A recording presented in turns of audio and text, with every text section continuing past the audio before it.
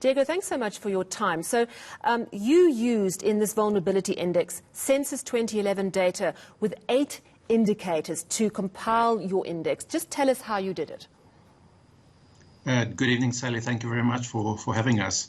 Yes, StatsSA decided to engage on a vulnerability index around COVID-19, not to try and predict how many people will be infected or where these infections will be, but really to look at the relative risk of individuals being exposed to COVID-19. And I think that the release of this index at this point in time, when the second wave is about to hit us, is quite timely.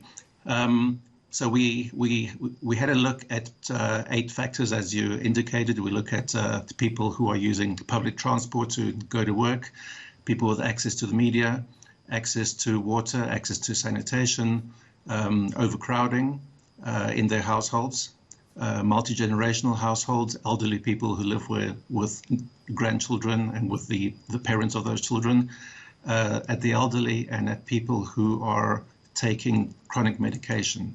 And using a method called the Alkira-Foster method, we're able to indicate at very small areas, and I think that's the strength of this index, that it's disseminating this information at very small areas as to what is the head count of individuals in these areas who are exposed to this risk, as well as what is the proportion of indicators at which they are showing that they are vulnerable. Right. For those people who are vulnerable. You use Census 2011 data, so isn't it all 9 years out of date? That is one part of the argument, and it's a potential weakness. But I think the important thing here is that there is still a lot of good value in the Census 2011 data. It's the only source that disseminates data at this small areas. And although we understand that there are new settlements that have risen since 2011, many of the characteristics that we are looking at, we think, have not changed drastically over this period of time. And, you know, researchers are still using 96 and 2001 data for a wide range of academic pursuits. So I think using 2011 data is still very useful and very informative in trying to address a health crisis like this. So am I correct in my understanding then that you didn't use any current COVID data? You just basically looked at people's circumstances, how they live, what they have access to, what they don't have access to. And that makes you realize this area is very vulnerable. So which are the most vulnerable areas? Well, I think one of the interesting things about looking at the index is that within each province and within each municipality, there are a wide variety of micro hotspots, if I can call them that, that require certain types of attention.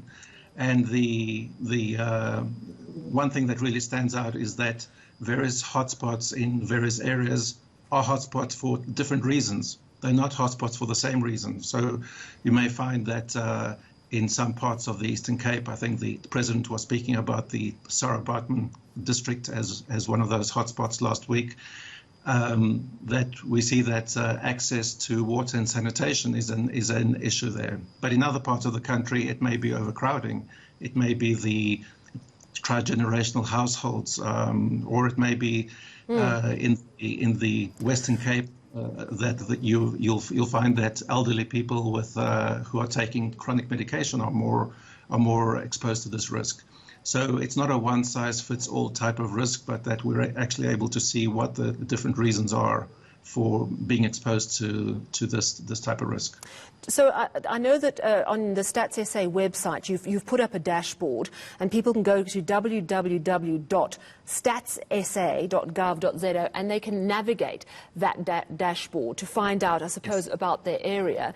But ironically, I would imagine that people who are strongly in the vulnerability index might have less access to these online tools. So who is going to find this most useful?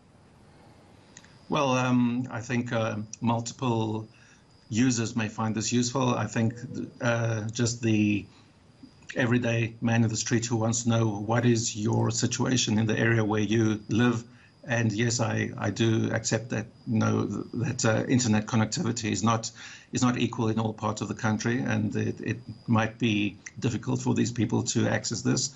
But we'd also like decision makers, people at the coalface of decisions in how to manage this resurgence of the pandemic, to possibly take this into account amongst other factors. I think looking at epidemiological data and health data is also an important input that needs to be taken into account in terms of saying how many cases are we seeing where and what the dynamic around that is. But in terms of the vulnerability and showing what is the relative risk of an individual being exposed in one area versus the other, I think this tool is showing this extremely well. Yeah, and I think it's absolutely crucial because we have so few resources. We have to know where to target them. So thank you so much for your time this evening. That is Diego Iturralde. He's Chief Director of Demography at Stats SA.